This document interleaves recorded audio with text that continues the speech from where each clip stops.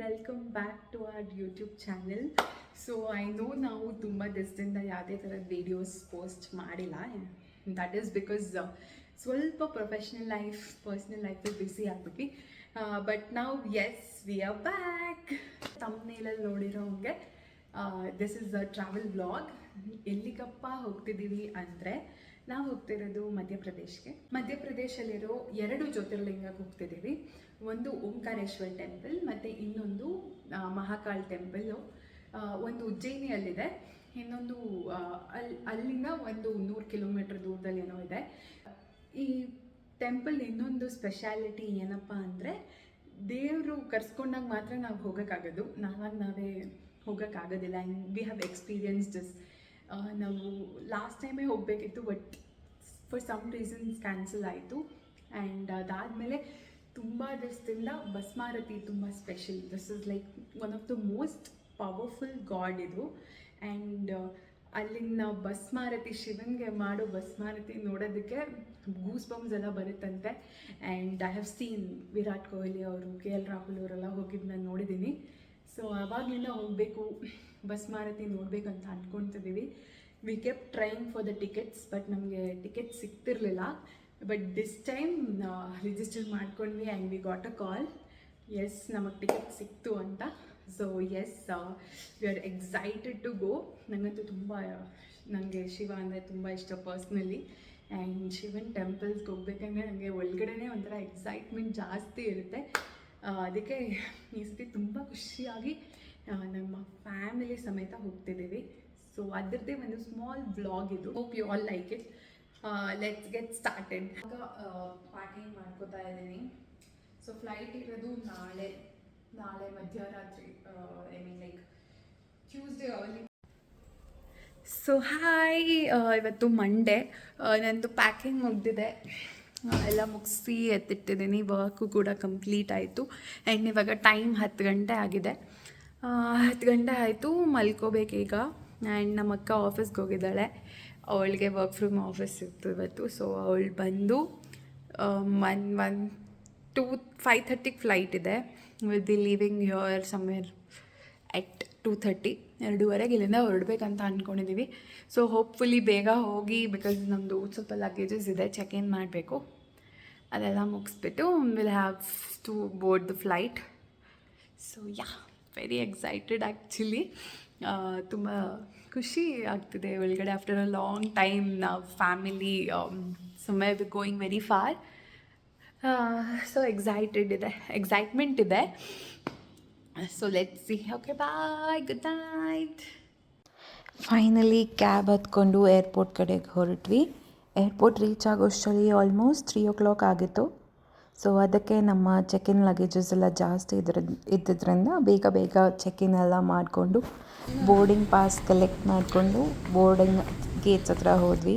So board ಆಗ್ತಾ ಇದ್ವಿ ಈಗಷ್ಟೇ. ಸೊ ನೋಡಿ, ಇಲ್ಲಿ ನಮ್ಮ ಕಾಶ್ಮೀರ್ಗೆ ಚಳಿ ಇದೆ. ಹೋಗಿ ನಮ್ಮ ಸೀಟ್ಸಲ್ಲಿ ಕೂತ್ಕೊಂಡ್ವಿ. ಸಿಕ್ಕಾಪಟ್ಟೆ ಚಳಿ ಇತ್ತು, ಕಿವಿಗೆಲ್ಲ ಥಂಡಿ ಗಾಳಿ ಹೋಗ್ತಿತ್ತು. ಆ್ಯಂಡ್ ಫೈನಲಿ ರೀಚ್ ಆದ್ವಿ ನಾವು ಇಂದೋರ್ ಏರ್ಪೋರ್ಟ್ಗೆ. 12 ಡಿಗ್ರಿ. ಸೊ ಏರ್ಪೋರ್ಟ್ ಹತ್ರ ನಮ್ಮನ್ನ ಪಿಕ್ ಮಾಡೋಕ್ಕೆ ಕಾರ್ ಬಂದಿತ್ತು. ಸೊ ನಾನಿದು ಫಸ್ಟ್ ಟ್ರಾವೆಲ್ಸ್ ಅವರಿಂದ ಬುಕ್ ಮಾಡಿದ್ದೆ. ನಾವಿವಾಗ ಹೋಗ್ತಿರೋದು ಓಂಕಾರೇಶ್ವರ್ಗೆ. So on the way coffee ಬ್ರೇಕಿಗೆ ನಿಲ್ಲಿಸಿದ್ವಿ. ಎಲ್ಲರೂ ಚೆನ್ನಾಗಿ ಕಾಫಿ ಕುಡಿದ್ವಿ. ಬಟ್ ಯೂಶ್ವಲಿ ನಾರ್ತ್ ಇಂಡಿಯಾ ಕಡೆ ಒಳ್ಳೆ ಕಾಫಿ ಸಿಕ್ಕಿಲ್ಲ, ಬಟ್ ದೇರ್ ಚೆನ್ನಾಗಿತ್ತು ಕಾಫಿ.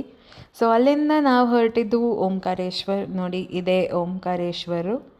ಇಲ್ಲಿ ಕೆಳಗಡೆ ಹರಿತಿರೋದೇ ನರ್ಮದಾ ನದಿ. ಚೆನ್ನಾಗಿತ್ತು ಈ ಟೆಂಪಲ್ ಒಂಥರ. But you have to walk a lot. ತುಂಬ ನಡೆಯೋದಿದೆ, ಬ್ರಿಡ್ಜ್ನ ಕ್ರಾಸ್ ಮಾಡಬೇಕು.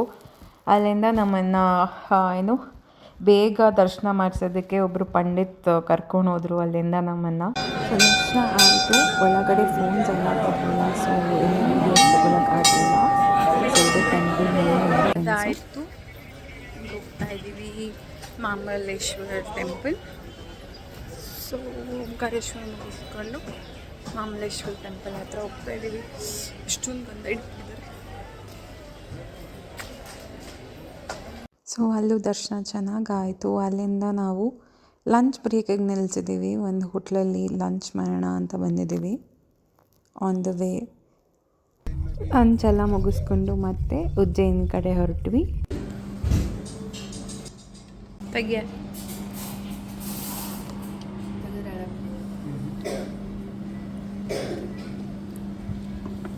ಆ್ಯಕ್ಚುಲಿ ಇದು ನಾರ್ಮಲ್ ಕಾಫಿ.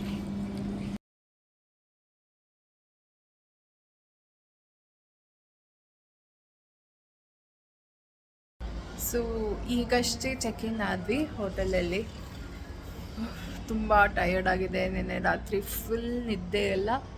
ಈಗ ಚೆನ್ನಾಗೇನಾದರೂ ತಿಂದ್ಬಿಟ್ಟು ಬೇಗ ಬೇಗ ಮಲ್ಕೋಬೇಕು. ಅಗೇನ್ ನಾಳೆ ಉಜ್ಜಯಿನಿಯಲ್ಲಿ ಲೋಕಲ್ ಸೈಟ್ ಸೀಯಿಂಗ್ ಎಲ್ಲ ನೋಡೋಕ್ಕೆ ಹೋಗೋಣ ಅಂತ ಅಂದ್ಕೊಂಡಿದ್ದೀವಿ.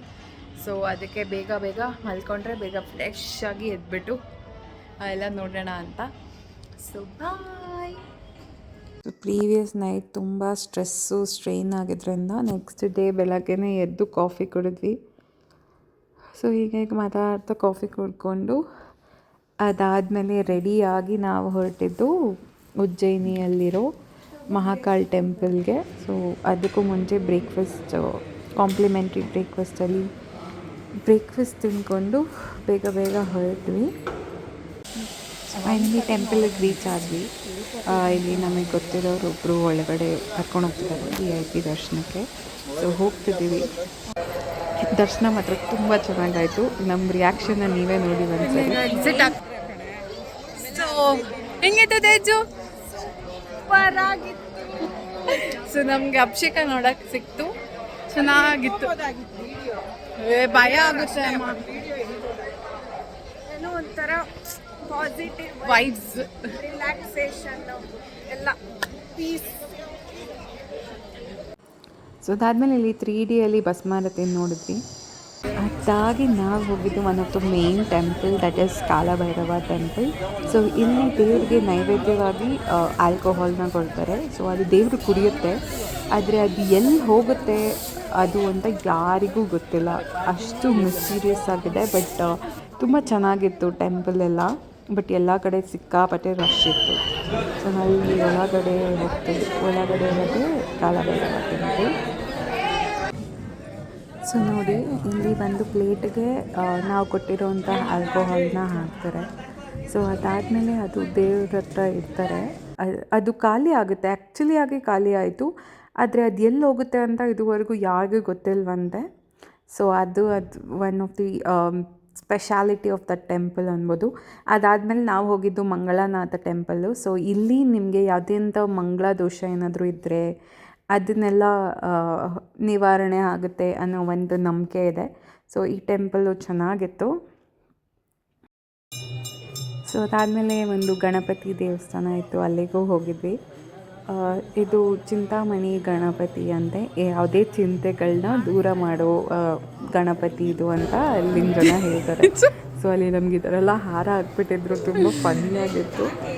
ಬಟ್ ಸ್ಟಿಲ್ ಅಲ್ಲಿ ದುಡ್ಡು ಕೊಟ್ಟರೆ ಇದೆಲ್ಲ ಹಾಕ್ತಾರೆ. ಆಮೇಲೆ this was very special temple. ಯಾಕಂದರೆ ಕಾಳಿದಾಸನ ಮೇಲೆ ಬರೆಯುತ್ತಲ್ವ ದೇವರು ನಾಲ್ಗೆ ಮೇಲೆ. ಸೊ ಆ ದೇವರು ಇದೆ ಅಂತ ಹೇಳ್ತಾಯಿದ್ರು. ಸೊ ಅದು ಮಹಾಕಾಳಿಕಾ ದೇವಸ್ಥಾನ ಅದು. ಸೊ ಇದೆಲ್ಲ ಆದಮೇಲೆ ನಾವು ಹರಸಿದ್ಧಿ ಮಾತಾ ಟೆಂಪಲ್ಗೆ ಹೋಗಿದ್ವಿ. ಸೊ ಇದು ಒನ್ ಆಫ್ ದ ಶಕ್ತಿಪೀಠ ಅಂತ ಹೇಳ್ತಾರೆ. ಬಟ್ ಯಾವ ಶಕ್ತಿಪೀಠ 51 ಅಥವಾ 18 ಶಕ್ತಿಪೀಠಗಳಲ್ಲಿ ಅಂತ ಗೊತ್ತಿಲ್ಲ. ಸೊ ಅಲ್ಲಿಂದ ನಾವು ಹೊರಟಿದ್ದು ಮಹಾಕಾಳಕ್ಕೆ. ಇದು ಕಾರಿಡಾರ್, ಇದು ನ್ಯೂಲಿ ಬಿಲ್ಟ್ ಕಾರಿಡಾರ್. ಕೆಲವೊಂದು ಸ್ಟ್ಯಾಚ್ಯೂಸ್, ಕಲ್ಚರ್ಸ್ ತುಂಬ ಚೆನ್ನಾಗಿತ್ತು. We could see so many things. ಇಲ್ಲಿ ವಿಷಕಂಠ ಆಗಿರೋದಿರ್ಬೋದು, ಸಮುದ್ರ ಇರೋದು, ಇದೆಲ್ಲ ತುಂಬ ಚೆನ್ನಾಗಿತ್ತು ನೋಡೋದಕ್ಕೆ. ಸೊ ಇದೆಲ್ಲ ನೋಡಬೇಕಂದ್ರೆ ತುಂಬ ನಡಿಬೇಕು. ನಾವು ಆಲ್ರೆಡಿ ಎಕ್ಸಾಸ್ಟ್ ಆಗಿಬಿಟ್ಟಿದ್ವಿ ಬೆಳಗ್ಗೆಯಿಂದ ಟೆಂಪಲ್ ರನ್ ಮಾಡಿ.